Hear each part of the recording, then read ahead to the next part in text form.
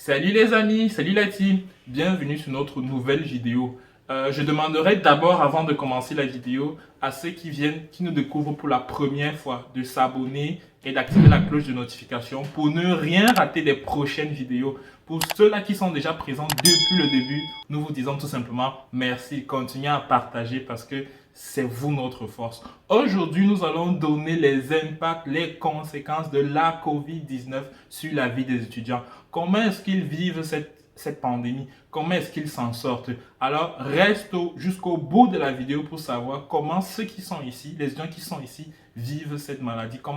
Quelles sont les conséquences dans leur vie au quotidien? Alors, nous vous retrouvons après le jingle.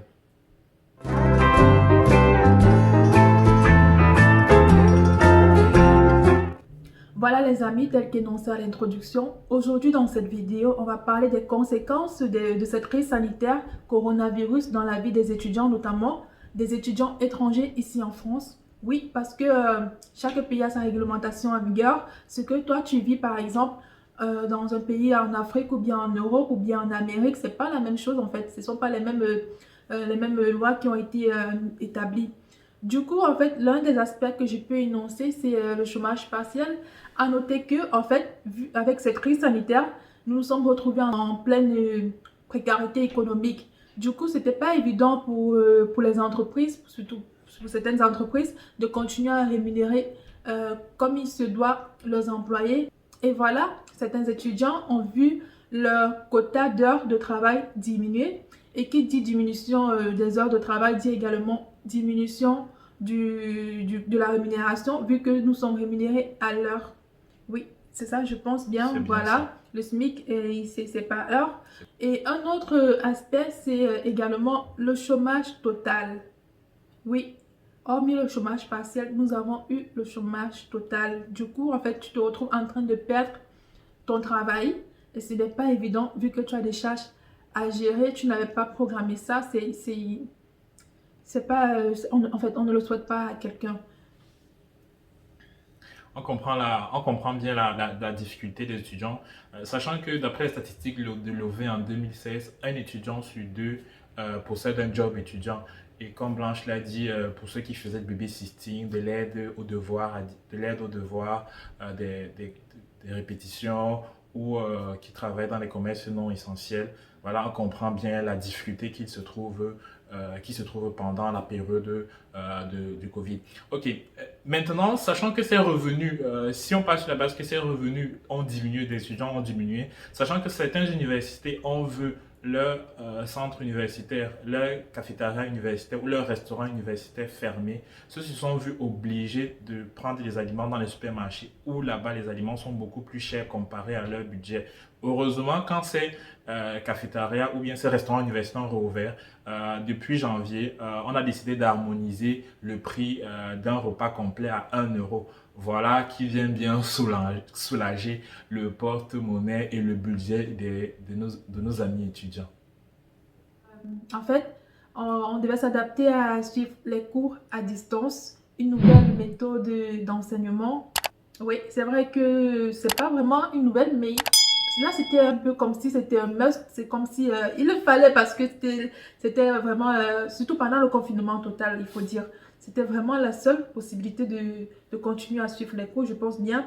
Donc voilà, les cours se faisaient à distance, les examens se faisaient à distance.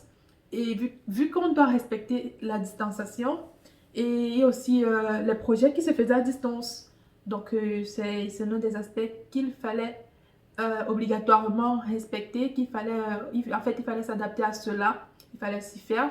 Et c'est pas évident parce que si c'est que tu n'es pas habitué à la technologie, ou bien si tu n'as pas les moyens de ta politique, si tu n'as pas un ordinateur assez bien adapté, si tu n'as pas une connexion Internet assez bien adaptée, c'est pas évident pour toi en fait de suivre les cours parce qu'on parle là, ça prend quand même pas mal ça consomme assez de connexion, je pense bien. Le fait de se connecter sur Teams, le fait de se connecter sur Zoom pour suivre des cours chaque jour, c'est pas évident. Mais au moins, je pense qu'il y a des écoles, des établissements comme dans ma vie, c'était le cas. Oui. Au moins là, je pense que le gouvernement, l'État nous aidait quand même, nous et les étudiants, en mettant des ordinateurs, l'équipement nécessaire quand même, le minimum pour que nous, on soit à l'aise pour pouvoir continuer à suivre les cours. Donc voilà, ils aidaient les étudiants avec des ordinateurs, avec une connexion, un accès au Wi-Fi et par exemple même des installations de logiciels. Là au moins, oui, on n'était pas abandonnés à nous-mêmes, si on peut dire ainsi.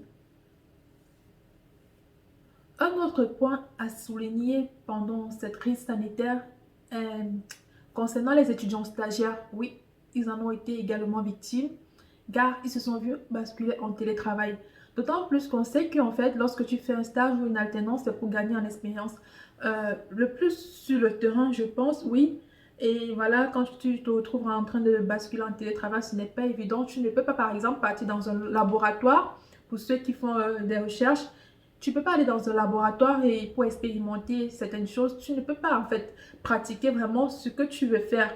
Ce n'est pas évident de suivre certaines expériences à distance. Et voilà, toujours concernant les étudiants stagiaires, ce qu'on a remarqué, c'est que les stages étaient carrément rares, si on peut dire même inexistants, hein, parce que c'était chaud. C'était pas évident de trouver un stage. Parce que déjà, en fait, là, dans la vie normale, dans le quotidien normal, sans la crise sanitaire, ce n'est pas évident. Donc, avec cette crise sanitaire, c'était carrément... il fallait avoir un moral d'acier pour pouvoir persévérer dans sa recherche de stage. Autre aspect, sur le plan sanitaire, les étudiants ne se sont pas vus épargnés par la COVID-19.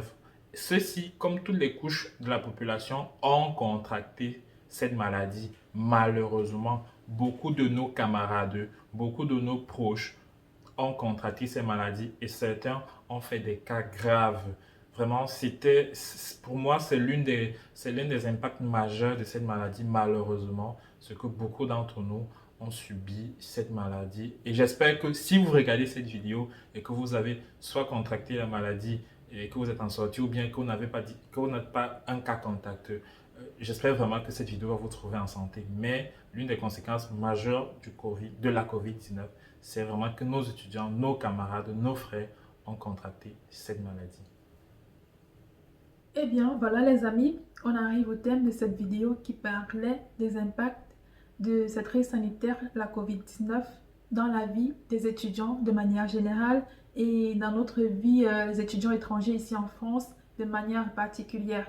Comment nous avons vécu ça, comment nous continuons de vivre ça.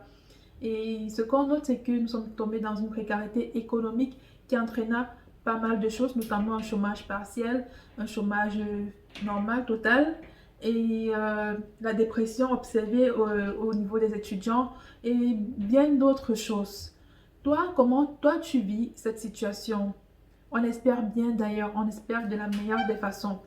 Donc, si c'est que cette vidéo te plaît, n'hésite pas à partager et donne-nous ton avis en commentaire. Ciao!